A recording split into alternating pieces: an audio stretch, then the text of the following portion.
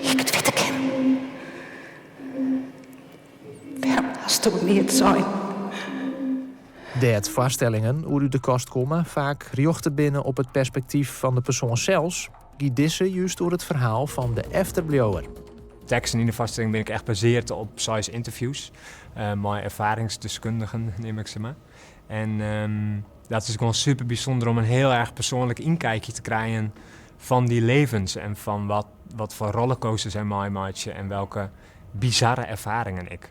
Wat zit er in die pakjes? Hebben wij dan 21 een toneelstukje opvierd? Is u zo leefde een legenwest of is het wier? Houd ik nog van die of houd ik van die? Bist u dan nou eigenlijk die zelfs of bist eigenlijk altijd wel die zelfs west? Het is een voorstelling met een bijzonder perspectief, maar ook met een bijzondere gearworking. Met een doenster uit Singapore wij. De regisseur Romke Gabe-Draaien die moeite hem in Australië tijdens een reis en vreeg hem om mij te dwan in zijn voorstelling. En nu zit hij hier aan de orenkant van de brood, hier op Oeral. Ik ga de zand zien oren.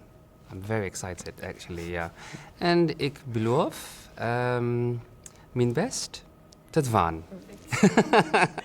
Het meisje van het stuk budget persoonlijk een heel soort van gabedraaier. Die het op zijn zo'n 20ste excels uit de kast kwam.